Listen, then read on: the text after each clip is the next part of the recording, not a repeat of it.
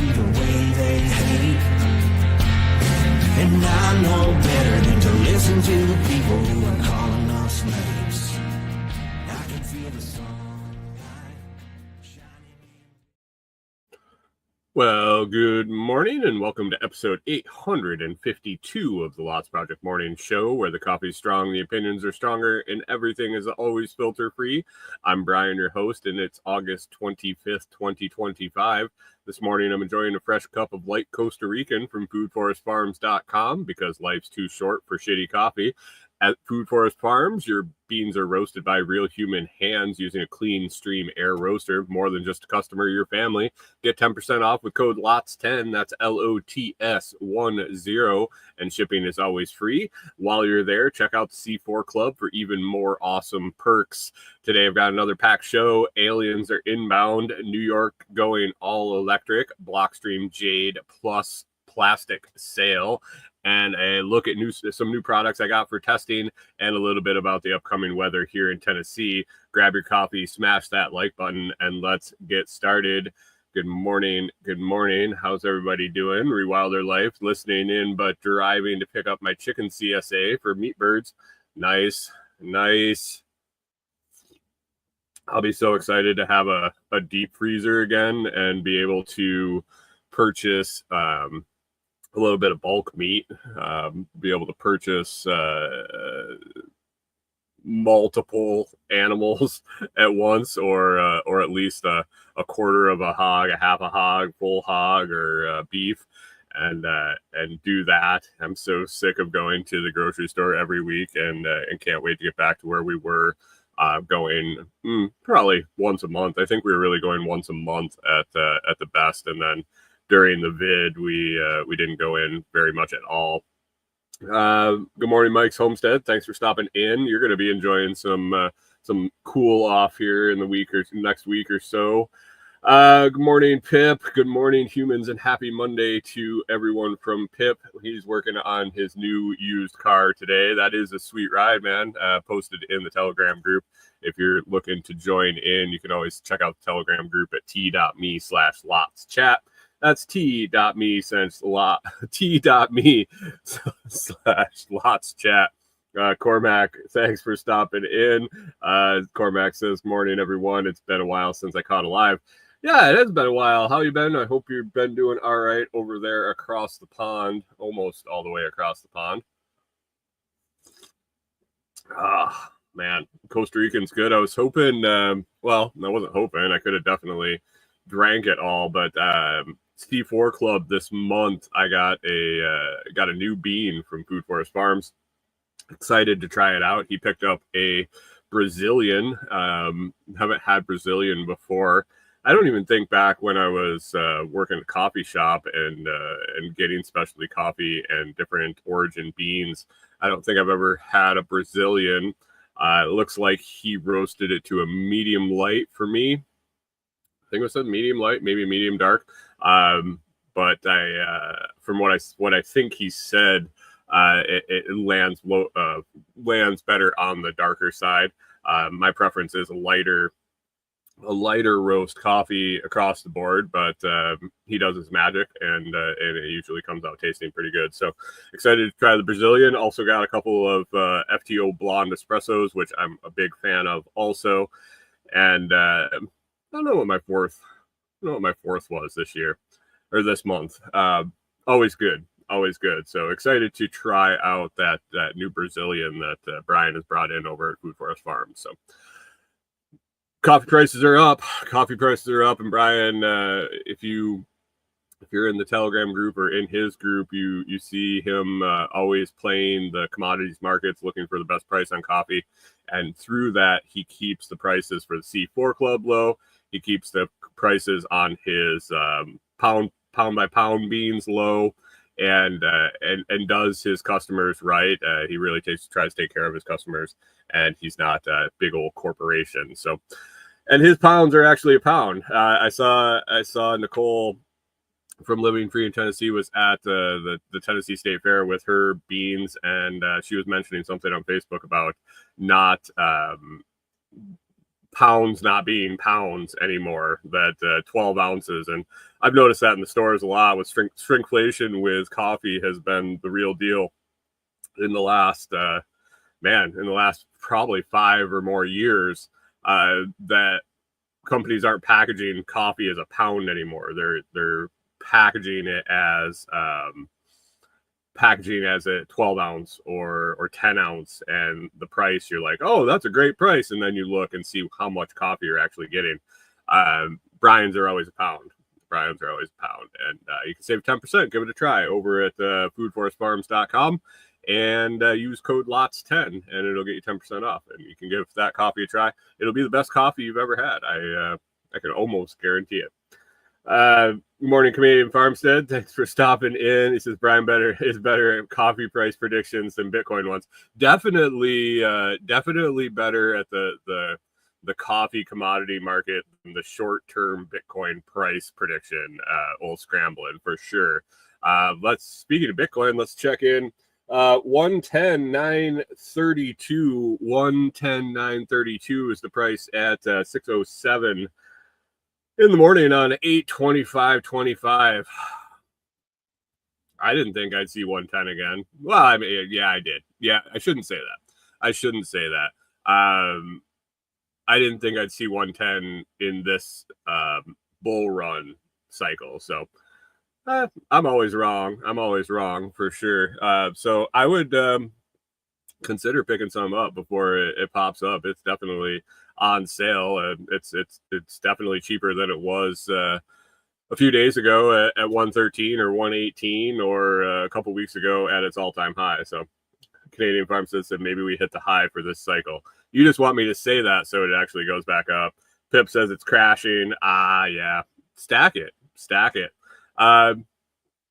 If you're not spending it, what difference does it make what the price is other than buying it? I don't know. We'll talk about Blockstream. Jade has got a sale going on starting today. I'll talk about that a little later. But right now, let's get to some alien talk. I mentioned it in the group the other day and asked if anybody had been following this inbound alien mothership, I guess is what some scientists are calling it, and no one seemed to know what I was talking about. I guess I guess I must have lingered too long on a Pip says live long and stack sats for sure. I must have lingered too long on a Facebook post, or I don't know why, but I got in this loop where they kept showing me this stuff about inbound alien spacecraft, inbound alien mothership. And I'm like, I scrolled by because I get just so much trash. I'm really thinking about getting off there again and going back to Nostr. I took a Nostr break. I got out of the habit of going there, and then got sucked back into Facebook. I really need to change that, because the stuff I am seeing on Facebook is just a lot of fucking trash. So, but anyway, I see so much junk that I scrolled by a little bit for probably a week or more. Kept seeing it. Finally, I looked at what this story is about. And it's interesting. It's not a whole lot of the scientific community that's bought in on this. Cormac's wondering if it's the I can never say it. The Anunnaki, I think, is basically how it ends up being pronounced. An ancient civilization that I've read a bunch about, but can never pronounce anything. So, I mean, if you've watched the show for any length of time, you understand that I cannot pronounce names or words regardless. So that's not a surprise. And Canadian Farmstead says they're returning to collect all their gold. Maybe. It seems like there's one or a handful of folks.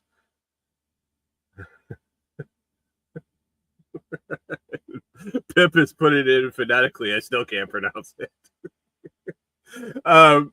it seems like a one department at Harvard, and then some other stray scientists are Canadian pharmacist is close enough for Brian on a Monday morning. You get the picture. You get the picture. So what is this that I'm talking about? So this thing called 3I Atlas is was first observed on July 1st, 2025 by the Atlas telescope in Chile. This is only the third confirmed interstellar object detected passing through our solar system. So this object is coming from another solar system through our solar system, and we saw it on the from the Atlas telescope in Chile. This thing is pretty big, and it's moving pretty fast. It's traveling at an estimated 130,000 to 152,000 miles per hour. It's about 37 miles a second. That makes it one of the fastest objects ever recorded in our solar system. So it's moving faster than most things have moved in our recorded history. Early size estimates place it at approximately 12 miles across, or for those on the metric system, that's 20 kilometers across, which also makes it far larger than any previously observed interstellar visitor of the three, I guess. Excuse me. They're calling it a visitor in my notes. So it's huge, first of all, and it's moving super fast. So this astrophysicist, Avi Loeb, Loeb, I have to say it would be Loeb, from Harvard, along with colleagues, they've hypothesized that this may be a mothership heading our way. And there's some things that they've noted that made them come to this theory. So its enormous size and speed are two of those things. It's also got an unusual trajectory, and the way it's moving is not normal to the other, I guess, two. So they're basing this on two other experiences with interstellar objects. The trajectory, the size, and the speed.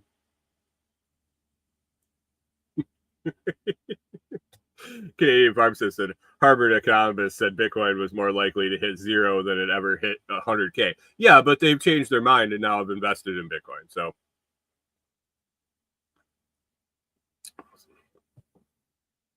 that was in the economics department. This is in the astrophysics department. So I'm not sure if it's relevant for that comment. But anyway, the trajectory is also going to pass near Venus, Mars, and Jupiter. They're suggesting that this may be an exploratory mission into our solar system, going and checking out all these planets. It was very unlikely that that was going to happen. And the way that it's passing through the solar system, it's going to go behind the sun. And they're saying that this is going to make it temporarily unobservable from Earth, and possibly, I think that in another article I read, it said that it will do the same thing for each of the planets that it's going by, and so it will be hidden and give it opportunity to launch probes or things like that. That gets a little bit guessy to me. These other things they're seeing, like the speed, the size, the trajectory, are all measurable. Canadian pharmacist says, I'm feeling that the astrophysics department was not feeling relevant. I don't know. I mean, these things, this is a real thing. This is a real thing coming through the solar system, and it's the largest observed. It's moving faster than anything, way faster than anything that they've ever observed. It's got another thing besides the trajectory, the size, the speed, and the way that it's going to be kind of hidden for a while behind the sun, is it's got a glow to it. It's almost I've seen it described. So I've read a bunch of articles about this, not just necessarily from the physics department at Harvard. It's got a headlight. To put it simply, most comets, most interstellar objects have a tail. They put off a light, and it's usually behind the object. This one is glowing from the front, almost like a headlight. So, I mean, are they looking where they're going? Do they need a headlight in space? Do extraterrestrials need headlights? So it's got a headlight, and it's moving super fast. It's super big compared to anything else that's come through before. So they've kind of theorized that it's a possible probe, observational probe, maybe intergalactic. Bless you, Corey. Interstellar travelers coming to check out our solar system, possibly check out Earth. I don't know. I mean, it maybe.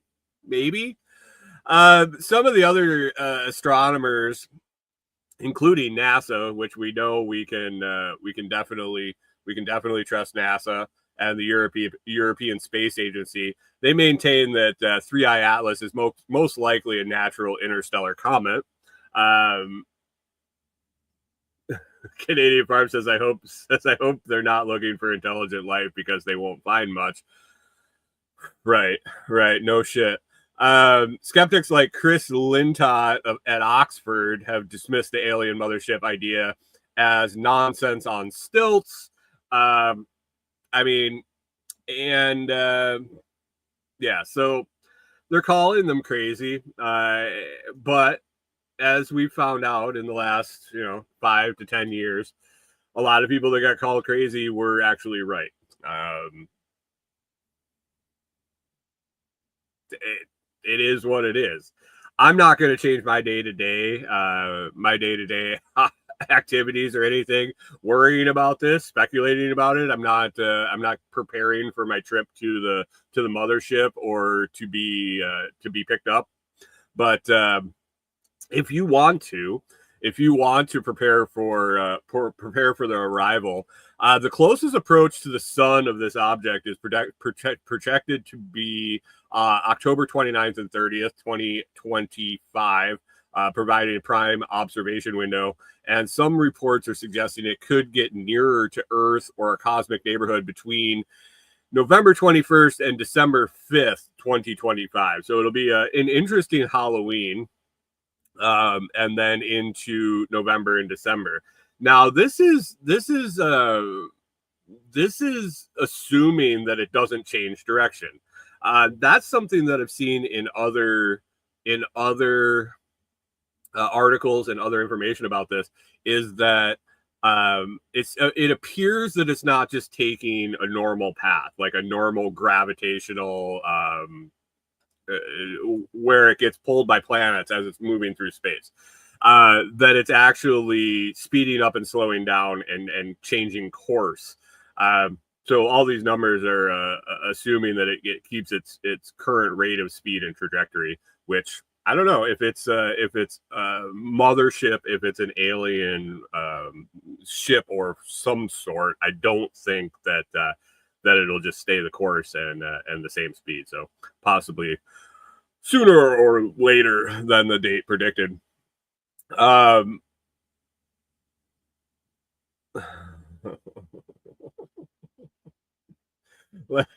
Now let me see these notes that I had kicked out for me. If indeed this is artificial, two primary scenarios are looming. The object could alter its course and come much closer or even towards Earth. Canadian Farm says, so you're saying I'm wasting my time putting this in this fencing. Well, I don't know if they're going to want you. If they're going to want to take you, like you mentioned, if they're looking for intelligent life, they might just skip all of Ontario and most of Canada.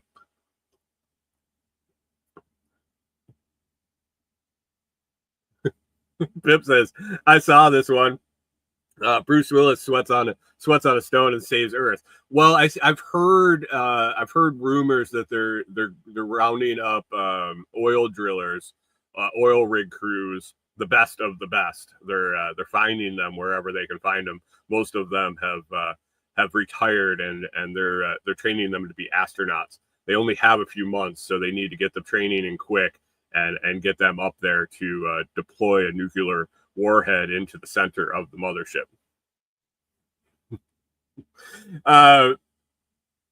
So this enormous rock hurling through space. Good morning, Digger. How you doing? Hope you're doing all right. Canadian Farm says, why not teach the astronauts to drill? Well, this is the problem with you. You're not going to be taken seriously because only the drillers could have the experience to drill through unknown materials. It's easier to teach them to go to space than it is to teach the astronauts how to drill. Anyway, the thing, if it's not an alien mothership, could possibly change trajectories as it's been doing, and come towards Earth. Like the thing is 12 miles across. It's not a small object. I think that's what's referred to as an Earth killer. I think that's big enough to classify as an Earth killer. And who knows? Maybe it's heading towards us, and it's just hush hush, just like in Armageddon. Other than that, if it is functioning as a mothership, maybe possibility of deploying smaller probes towards the planet. Maybe alien life is not what we expect it to be. I think we still have the picture of what they came up with in the 40s, in the 50s with the little aliens. I mean, is that really our best guess as to what life on other planets would be? So what some sci-fi guy came up with in the 40s and 50s. Canadian Farmstead asks a would you rather? Would you rather be squished by the impact, or live in the nuclear winter that'll follow?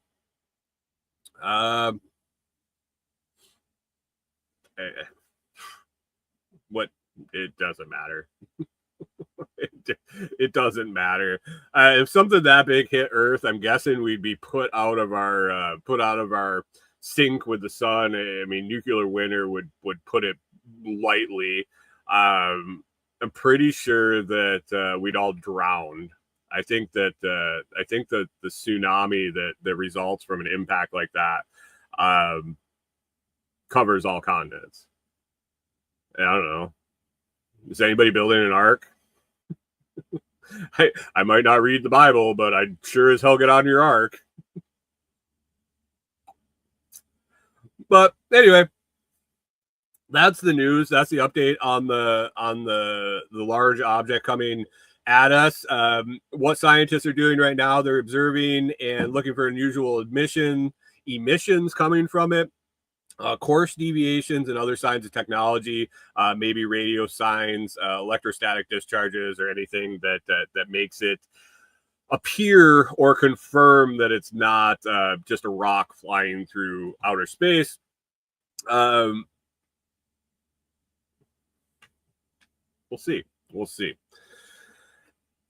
So in summary, we got about 12-mile wide, extremely fast rock heading to us, and possibly mothership, alien life form exploring our solar system from another. And a lot of scientists are calling bullshit on it, calling it just a natural object out there in space. Should be coming to see us around late October, and the closest it will be to Earth will be late November into early December, and we will see. We'll keep an eye on it. We might keep an eye on it as much as we did the earthquake giants. So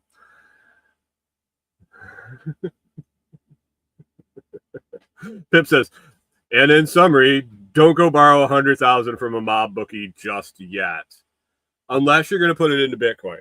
Unless you're going to put it into Bitcoin, then you might want to do that, and just make sure the payback period and the big is suitable for the timing the next pump right.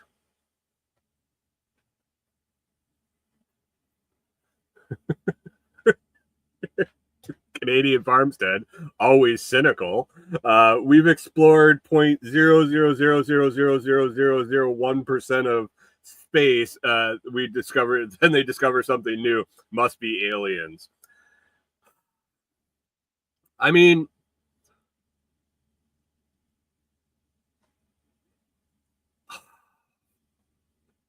I don't know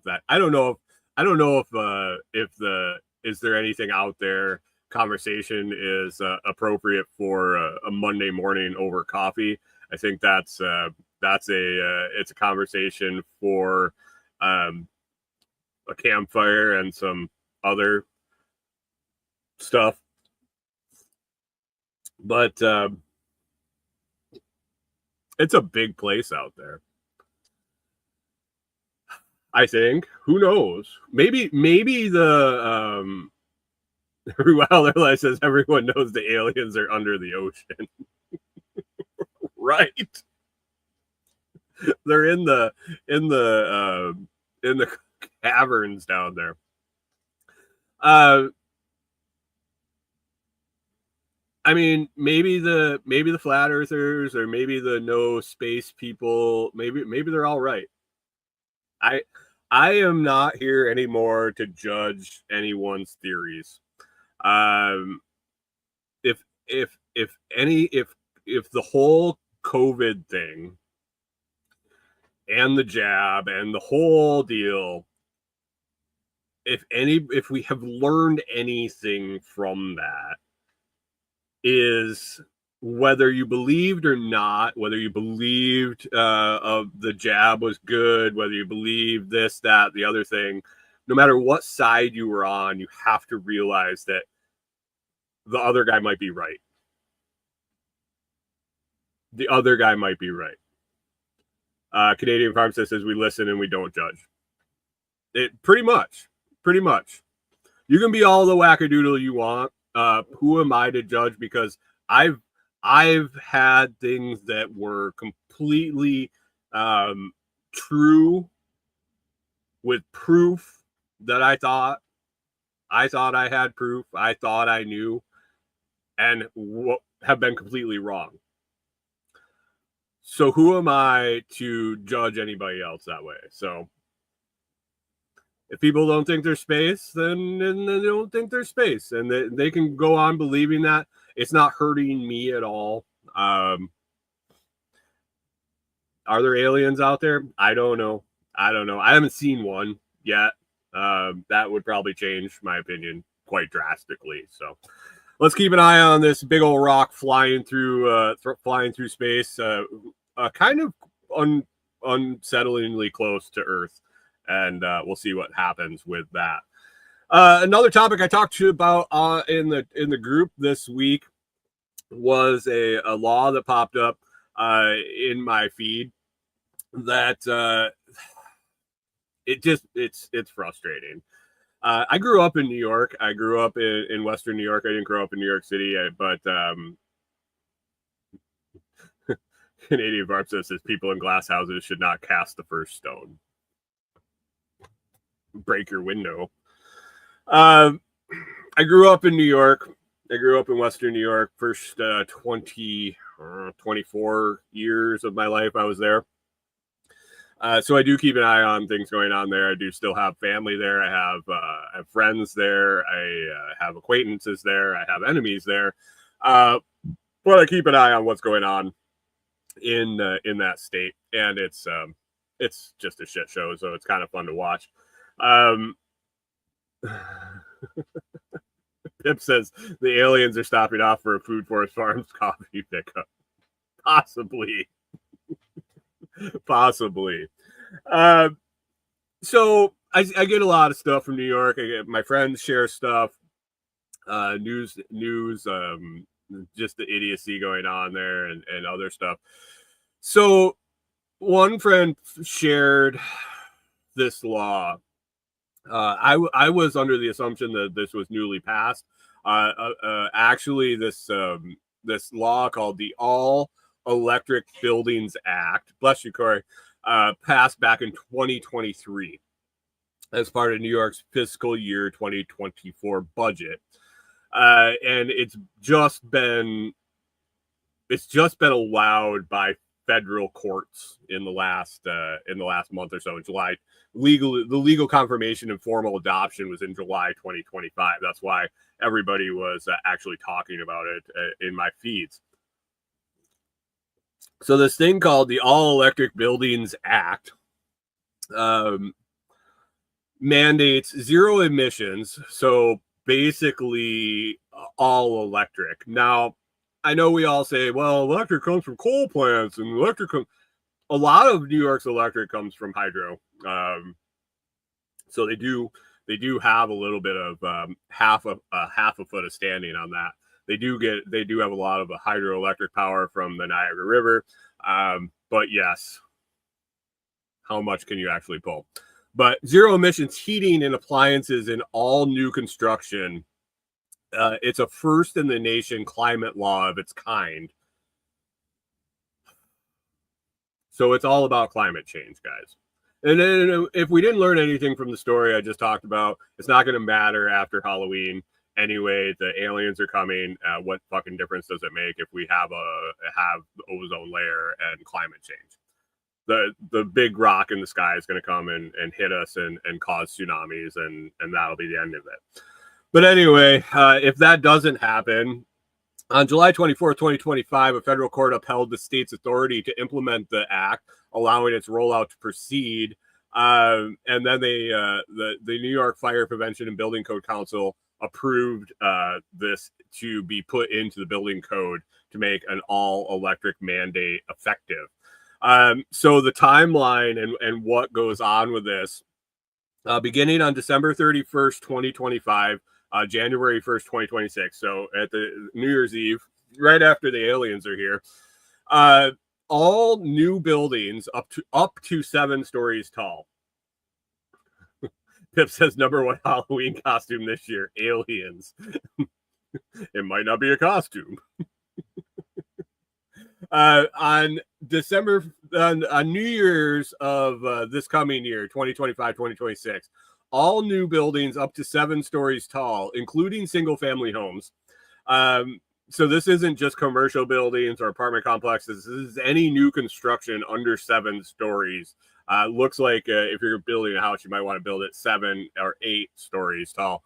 Low-rise residential, smaller commercial buildings must use all electric heating systems and appliances. No gas, no propane, no oil are going to be allowed. So all electric. Now, growing up, we had all electric appliances. We had all electric appliances in our house. We had electric baseboard heat. We had electric water heater, electric stove. Everything was electric. Because our town had power lines running through it. I believe that's what I was always told. We had cheap electric because we were the cancer guinea pigs,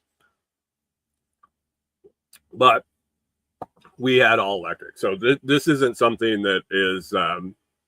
It's not like everybody's on natural gas in the state and they're looking to change that, but requiring it is it's something else. I don't know really how I feel about it, but then by December 31st, 2028, 2029, so another, 3 years later, the mandate expands to all newly constructed buildings, including larger commercial and industrial structures, with limited exceptions. And I think the limited exceptions were like hospitals and infrastructure like that.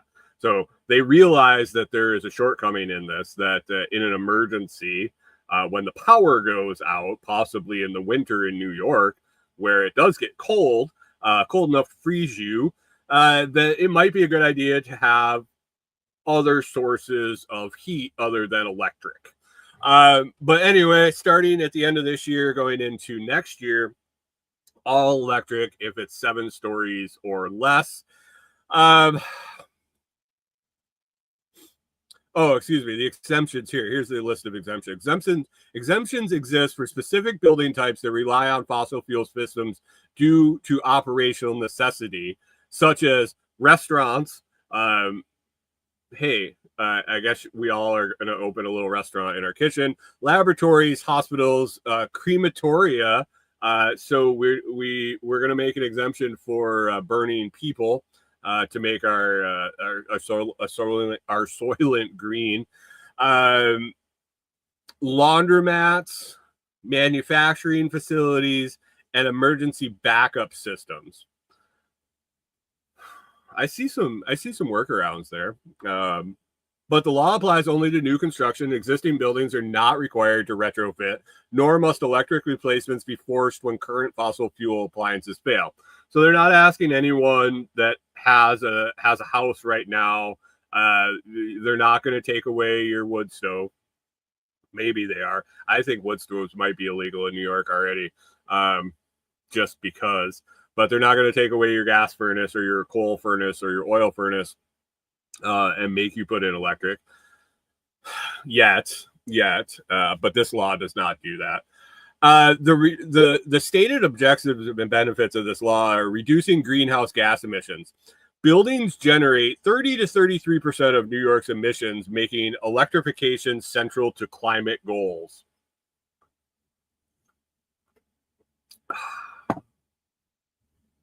It's all about climate change, guys. And so we were discussing it a little bit in the excuse me. There's more objectives and benefits. Improves indoor air quality and public health, while creating an estimated 100,000 green jobs in HVAC, construction, and clean energy sectors. Fruit Weiler Life says, I sense a black market coming. Coming? I think that's already here. Lower energy bills. Heat pumps and induction appliances are more efficient, potentially saving residents about $1,000 annually in energy costs. So it's funny that they put that in the objectives and benefits, because what I was just going to say is we were discussing it in the Telegram group, and not 10 minutes later, a story came up in my feed that nationwide in the last month, I think it was last month or so far this year or whatever, electric prices nationally have gone up 5% or some shit like that. What if you don't have an option? What if you don't have the option to say, this is the price of gas in my area, this is the price of electric. I feel that electricity is going to go up and natural gas is going to stay at a relatively normal price, or electric is going to outpace natural gas, or I prefer to put the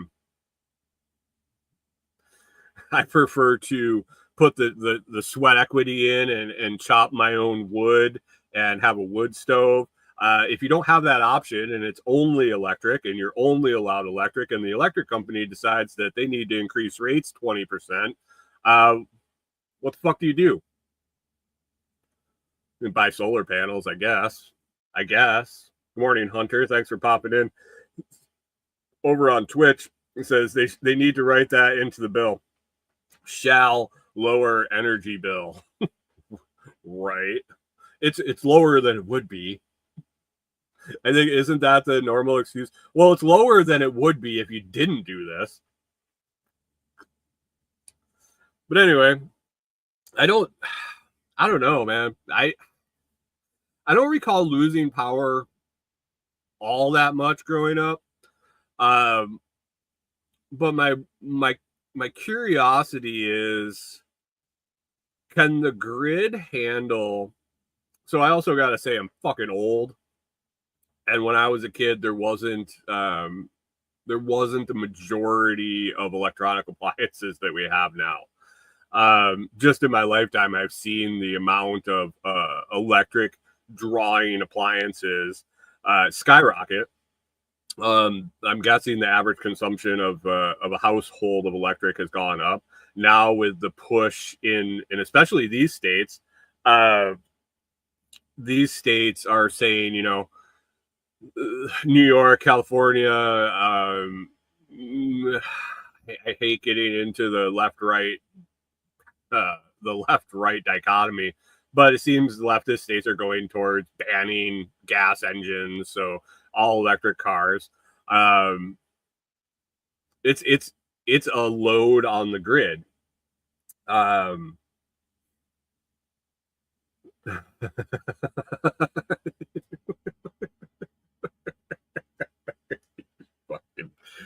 Oh, Pip says, I don't recall many power outages as I was young.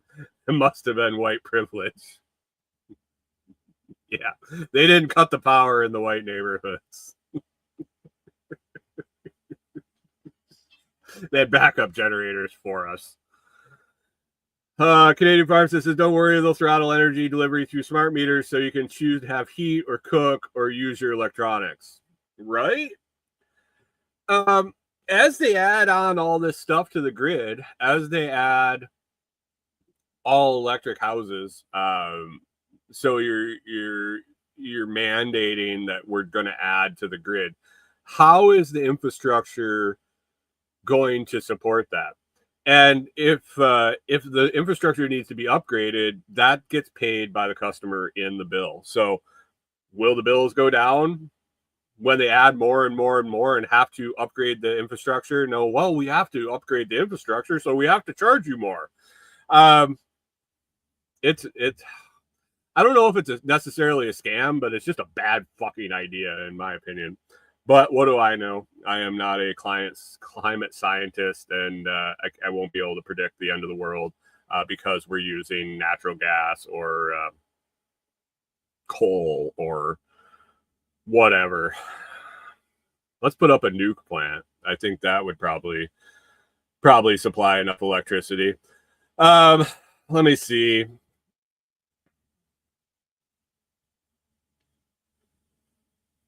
Potential concerns: higher upfront costs, grid demand pressures, housing affordability. Oh yeah, this is also going to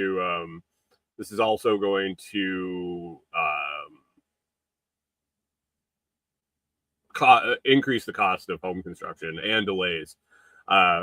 From what I understand, that there's a tipping point in equipment. There's a tipping point in labor, skilled electricians, where you're needing more electricians to install the equipment, and you're not needing pipe fitters to install gas lines and things like that. So you're cutting out a whole industry of skilled labor that won't be compensated by the amount of technicians in the electrical field right now. They don't think about that shit. I don't think. Maybe they do. Maybe it's on purpose. I don't know.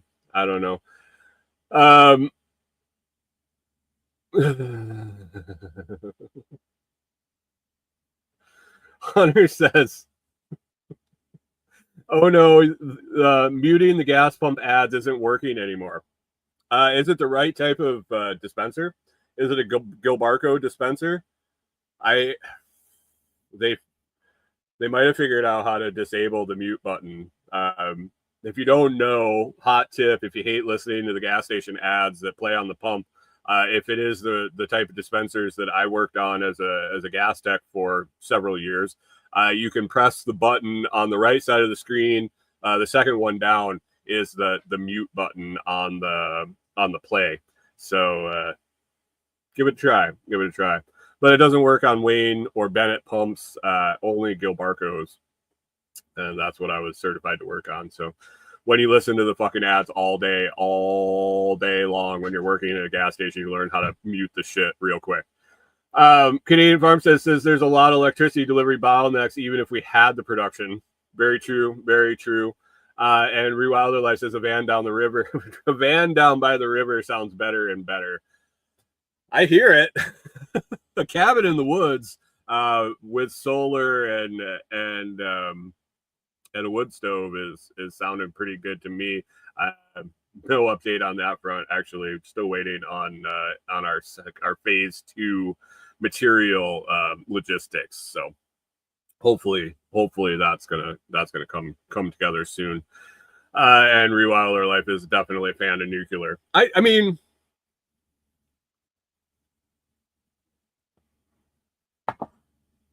it is what it is. It is what it is.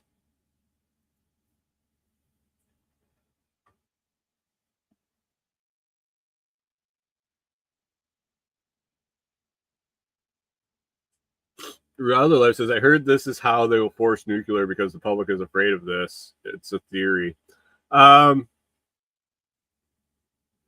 they really want to force nuclear? I mean, I don't know. A lot of it seems like a lot of people at the top really just don't want it. And if they actually did, I don't think there's necessarily a forcing of it. I think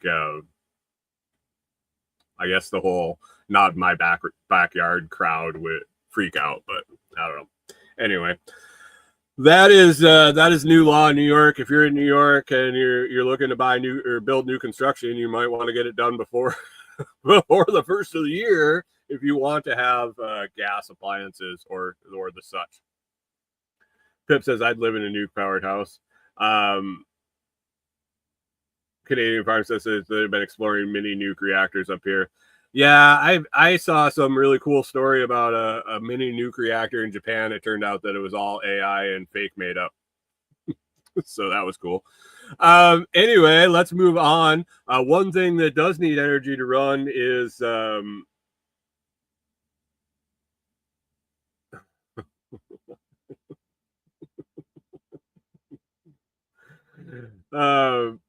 one thing that does run on energy, and it does take some energy, and it takes some proof of work, is Bitcoin.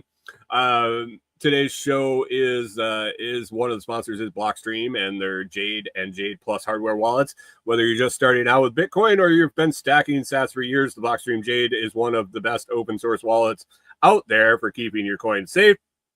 The JadePlus takes it to the next level with bigger screen, button navigation, and optional metal case for added durability. I've used both, and I can tell you they're solid, beginner-friendly, and affordable. And I will tell you in just a second about another sale going on right now. So you can grab yours at the link in the video description. Don't forget that 10% off when you use code TheLotsProject. Your keys, your coins, keep them safe with Blockstream Jade and JadePlus. Highly recommended. I've been using it now for a couple of years. Company is great. All my interactions with them are great. If you ever have any questions about your Jade, you could reach out to me in the Telegram group. You can email me. You can send me a message, a smoke screen, pigeon, Telegram, whatever. And they are quick to respond if you're having trouble getting a hold of them. So highly recommend the Blockstream Jade. I've been happy being a representative of their company for years now.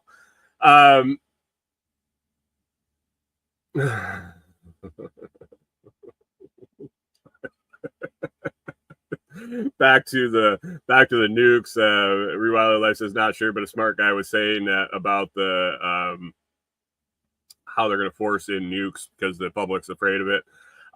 Pip says the sheriff from TV show Eureka had a nuke powered home and he only went crazy a few times.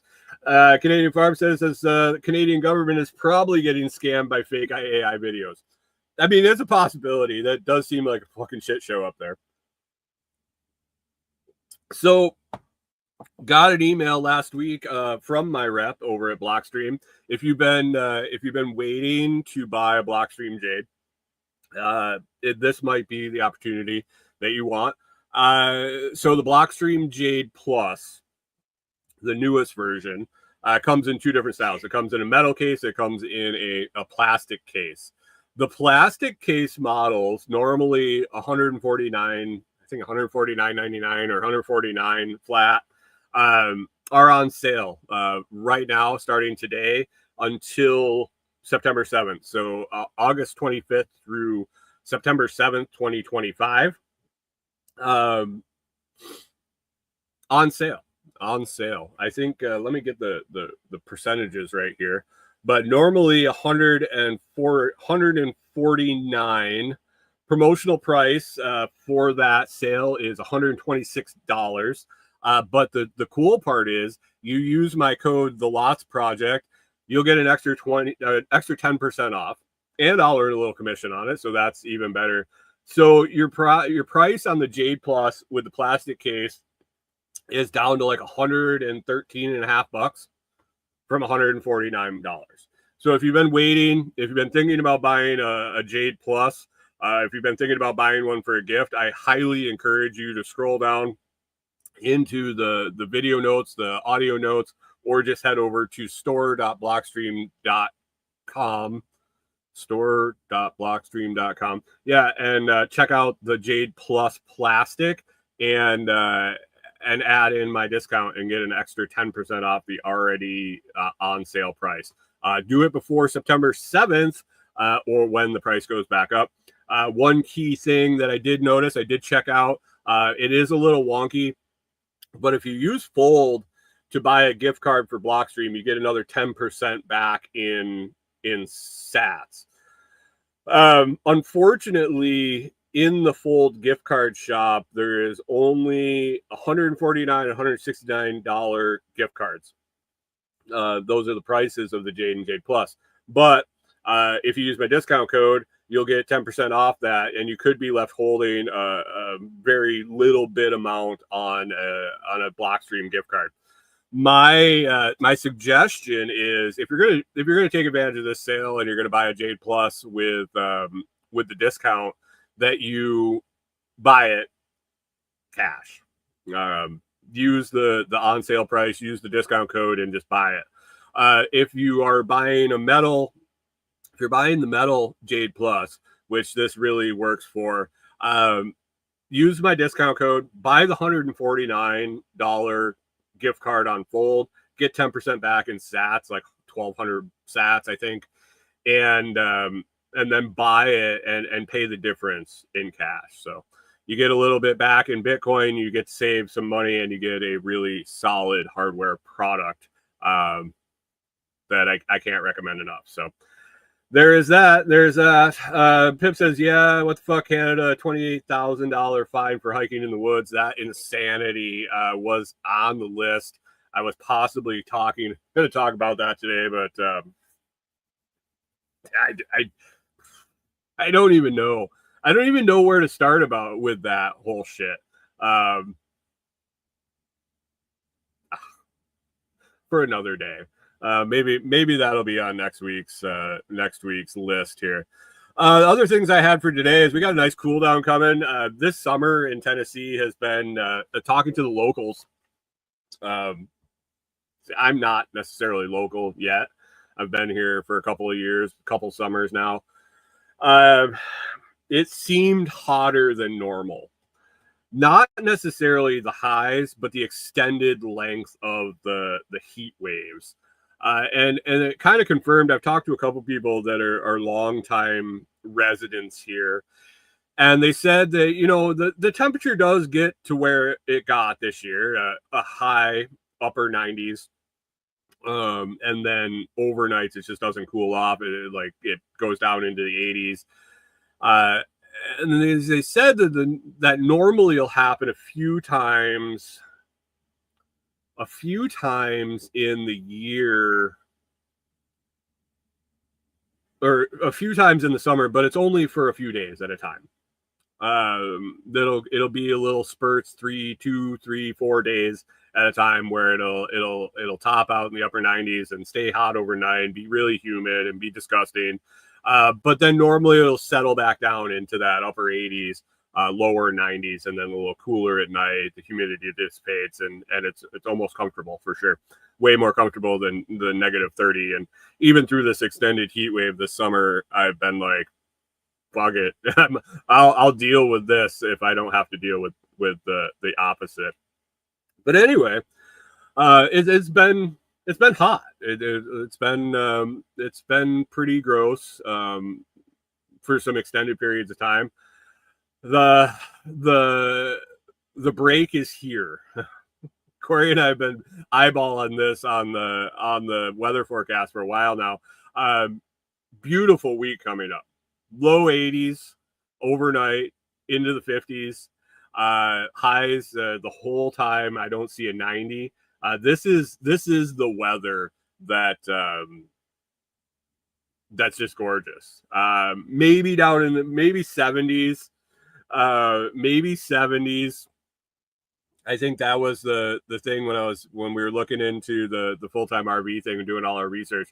A lot of people were just said we just chase 70s all the time. I think the lower 80s and lows into the 50s, mid 50s, low 50s overnight. That's really, really nice weather. And then down into the highs in the 70s too. But as far as the extended forecast, I can see on my weather app, which is 10 days. I don't see a 90 in the forecast. I see all lower to mid 80s and lots of 50s in the overnight. So I'm excited about that. I could get a lot of stuff done that you can't with the extreme heat. It just beats me up. I think it's just because I'm getting older and the type of work I'm doing out at Delinquent Scully. When the heat is that intense and it's super humid, I just can't keep the water in me. I can't stay hydrated. So I slowly work early before the heat pumps up too extreme. I try to drink as much as I can, drink as much water as I can. But by 1 o'clock in the afternoon, I'm just gassed, and it is non-productive to keep trying to work. So it'll be nice to be able to put a full day in if I want to do my hours, my obligation for taking care of the property, and then maybe move up and get some time in prepping for our next round of building up at our place. Speaking of that, I ended up getting the solar field cleared for Tim's cabin, for Tim's solar installation. I got that planned out. We're going to end up with 3 rows of panels. We're going to have a row of 10, 2 rows of 10, a row of 8. I think we got 28 panels for him, 28 panels for us. And I also got the dimensions of where to clear for our installation. We want to get that cleared out, and then also did some brainstorming on how to mount these panels. If you remember the trip to go get them and talking about them, they are used panels. They were designed for the rooftop of a data center. So they have these weird fiberglass arms on them. And I don't think traditional clips and mounts are really going to work. So I took a little look at them. I got some pictures, I got some measurements, and then I sat and really brainstormed how to mount these things. And I think I came up with something. So I talked to Tim yesterday about that. I think he's okay with how I envision it going. So that'll be a cool project to get those all mounted up. I'm gonna try to go with 2 rows of 14. And then, like I said, over at Tim's in the space that I cleared, we're going to end up probably doing 2 rows of 10 and a row of 8 and get those all fired up and get some power out at the property. So that prep work can be done. Still haven't really worked too much at getting the piers ready for get the piers ready for our center beam support. And then wrangling up my guy that's gonna move my material and get that unloaded is the next step for us. Pip says, "Oh shit, Tim is alive." Tim is alive. Tim's doing really good. He's focusing on some things and making shit happen. So it is what it is. It is what it is. I'm sure he'll fill everyone in on his absence soon here. I'm guessing. But yes, he is alive. If you're coming up to SRF, we are going to be doing a community day. We're not going to be doing a whole work weekend or anything like that. Camping is available, tent camping. There'll be people hanging out around Delinquent Scully the week before SRF. will be around, and people are welcome to camp whenever they are coming into town. Whether that's Monday, Tuesday, Wednesday, you just got to get a hold of me, and we'll set it up and get you a spot ready where you can come out and camp. We will be doing a community day, likely Thursday before SRF. I think that is October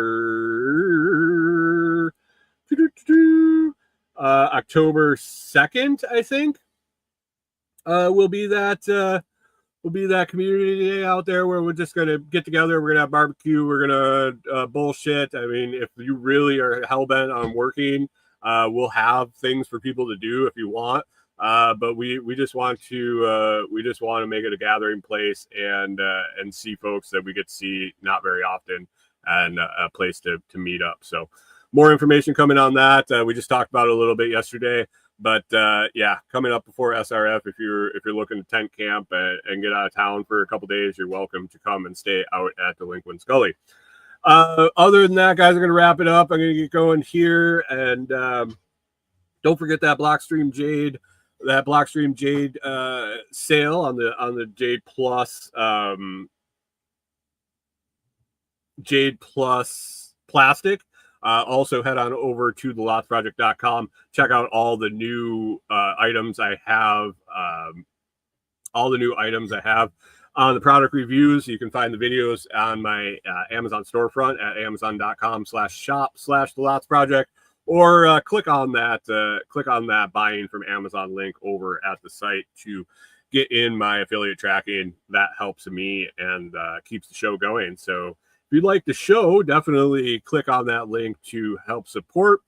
And other than that, I don't have a whole lot. So hopefully you have a great week and get everything done you need to get done. And we will catch up with you next Monday.